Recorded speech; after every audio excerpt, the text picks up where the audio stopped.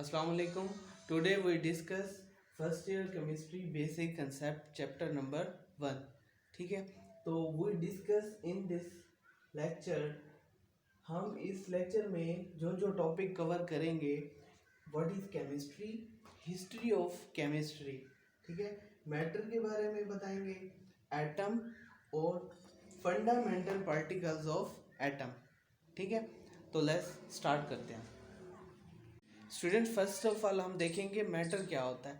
Matter, उसकी define देखते हैं. Anything that has some mass and occupying space is called matter. ठीक है, मैटर की कुछ कैरेक्टरिस्टिक्स हैं, उस खसूसियात हैं, वो देखते हैं. मैटर का कुछ ना कुछ मास होता है फर्स्ट ऑफ ऑल, फिर उसकी कुछ ना कुछ डेंसिटी होती है, फिर वॉल्यूम, फिर उसके बाद शेप भी मैटर करती है. मैटर की ये चार क्या हैं, कैरेक्टरिस्टिक्स हैं मैटर. और मैटर किन फॉर्म में पाया जाता है आपको पता है. Gas, solid, liquid and gas. ठीक है, ये तीन फॉर्म. अब सॉलिड की इसकी एग्जांपल लेते हैं तो क्या है. ठीक है, ये देखिए व्हाइट बोर्ड, ये भी एक सॉलिड है, solid form of matter. This is also solid form of matter. ठीक है, अब लिक्विड आपको पता है वाटर. ठीक है ना, वो हर वो चीज़ जो फ्लो कर रही है ना, वो लिक्विड फॉर्म में है. ठीक है, तो अब गैसेस फॉर्म में क्या चीज़ है मैटर की. देखिए, अब जो मैंने सांस ली, ये गैसेस हैं. ठीक है ना, ऑक्सीजन, ये सारी गैसेस हैं, ये भी एक मैटर की फॉर्म है. अब हम देखेंगे कि केमिस्ट्री क्या होती है. केमिस्ट्री क्या होती है, बेसिकली हम केमिस्ट्री में मैटर को डिस्कस करते हैं. ठीक है ना, मैटर की फर्स्ट देखिए ना, इसकी डिफाइन देखें, कंपोजिशन ऑफ मैटर. ठीक है ना, केमिस्ट्री में हम क्या डिस्कस करते हैं, composition of matter, structure of matter, properties of matter और change in matter and laws govern. Mean matter के अंदर जो तब्दीलियाँ आएंगी और उनके ऊपर जो लॉज अप्लाई होंगे, किसकी वजह से, इन तब्दीलियों की वजह से जो लॉज अप्लाई होंगे उनके बारे में हम डिस्कस करेंगे. और बेटा, ये हमें साइंटिस्ट ने बताया कि हर चीज़ जो कायनात के अंदर मौजूद है वो किससे मिलकर बनी है, मैटर से. और ये मैटर किससे मिलकर बना है, एक बेसिक पार्टिकल से, एक बेसिक ज़रे से, जिसको उन्होंने किसका नाम दिया, एटम का. हम देखते हैं कि एटम क्या होता है. What is atom. The smallest particle of a matter which may exist और may not exist independently and take part in chemical reaction. ठीक है, एटम क्या होता है. एटम किसी भी मादे का छोटे से छोटा पार्टिकल है. ठीक है ना, तो जो क्या, विच मे और मे नॉट एग्जिस्ट. ठीक है, या वो आज़ादाना तौर पर पाया जाएगा या आज़ादाना तौर पर नहीं पाया जाएगा. ठीक है ना, लेकिन वो क्या करता है, take part in chemical reaction, chemical reaction में ज़रूर हिस्सा लेता है. ठीक है, उससे हम क्या कहेंगे, एटम.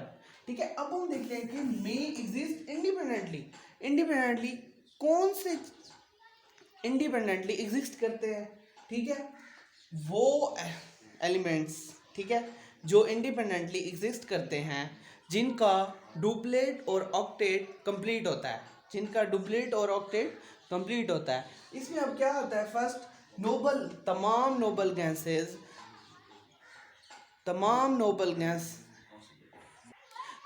नोबल गैसेस ऑक्टेट और डुप्लेट रूल को फॉलो करते हैं. अब डुप्लेट रूल देखते हैं हम क्या है. डुप्लेट मतलब ऐसे एलिमेंट जिनके 2 इलेक्ट्रॉन शेल में कंप्लीट हों. ठीक है, इसी तरह हीलियम के देखें 2 डुप्लेट रूल को फुलफिल कर रहा है. ठीक है, इसी तरह नियोन के भी लास्ट वाले शेल में क्या है, 8 इलेक्ट्रॉन्स हैं. ठीक है, तो इट मीन्स ये ऑक्टेट रूल को फॉलो कर रहा है. तो इसका ये क्या हो गया, इसका ऑक्टेट रूल. इट मीन्स ये एग्जिस्ट इंडिपेंडेंट, ये आज़ादाना तौर पर पाए जा सकते हैं. अब इसी तरह देखते हैं मे नॉट एग्जिस्ट इंडिपेंडेंटली. क्या मतलब कि ऐसे भी एलिमेंट्स हैं जो आज़ादाना तौर पर नहीं पाए जाते. अब उनमें देखें, फर्स्ट ऑफ ऑल आता है हाइड्रोजन. देखें डुप्लेट रूल को फॉलो नहीं कर रहा. क्यों? क्योंकि इसके शेल के अंदर क्या है, एक इलेक्ट्रॉन है, और डुप्लेट रूट को फॉलो करने के लिए उसके अंदर कितने इलेक्ट्रॉन होने चाहिए, 2 इलेक्ट्रॉन। ठीक है, तो इसी तरह कार्बन है, कार्बन के टोटल कितने इलेक्ट्रॉन्स हैं कार्बन में, 6 इलेक्ट्रॉन। ठीक है, तो 6 इलेक्ट्रॉन है, इट मीन्स ये देखें लास्ट वाले शेल में हमें तो 8 इलेक्ट्रॉन चाहिए, बट लास्ट वाले शेल में कितने हैं, 4 है, तो ये भी ऑक्टेट रूल को फॉलो नहीं कर रहा। इसी तरह नाइट्रोजन ETC। ठीक है, हम स्ट्रक्चर ऑफ एटम को एक्सप्लोर करें तो हमें पता चलता है कि एटम के अंदर 3 पार्टिकल्स पाए जाते हैं। ठीक है ना, प्रोटॉन, न्यूट्रॉन और इलेक्ट्रॉन। ठीक है, प्रोटॉन और न्यूट्रॉन जो होते हैं एटम के न्यूक्लियस के अंदर पाए जाते हैं। ठीक है, और इन प्रोटॉन और न्यूट्रॉन को हम एक नाम देते हैं, इन दोनों को मिलाकर न्यूक्लियन या न्यूक्लियर पार्टिकल्स बुलाते हो आप लोग। क्या बुलाते हो, न्यूक्लियन और न्यूक्लियर पार्टिकल्स। और इसी तरह इलेक्ट्रॉन्स को आप लोग बुला कर कह सकते हैं एक्स्ट्रा न्यूक्लियर पार्टिकल्स। इलेक्ट्रॉन्स को क्या कहते हैं, जो शेल के अंदर मूव कर रहे होते हैं उनको क्या कहते हैं, extra nuclear particles. And whole particles are called fundamental particles. क्या बुलाते हैं हम इसको, इन सब को कंबाइंड फॉर्म में अगर हम कहें तो क्या कहेंगे, फंडामेंटल पार्टिकल्स। बुनियादी, क्या कहेंगे बेटा, बुनियादी पार्ट्स ऑफ एटम। ठीक है, इसको हम क्या कहेंगे, बुनियादी बेसिक पार्ट्स ऑफ एटम। और साइंटिस्ट ने हमें मजीद ये बताया कि एटम के अंदर मोर देन हंड्रेड्स, एटम के अंदर कितने, मोर देन हंड्रेड्स मीन 100 से भी ज़्यादा पार्टिकल्स एक एटम के अंदर पाए जाते हैं। ठीक है, शेल्स में तो जस्ट इलेक्ट्रॉन मूव करते हैं, बाकी जो पार्टिकल्स हैं positron, neutrino, anti neutrino, meson and more than. Question जो है ना बेटा आपसे ये एंटी टेस्ट में पूछे जा सकते हैं। एंटी टेस्ट में एक क्वेश्चन आ चुका है, which of the following is not present in nucleus, electron, positron, meson, proton. अब हमने इसमें क्या बताना है कि न्यूक्लियस के अंदर इनमें से कौन सा नहीं पाए जाते। तो आप लोगों को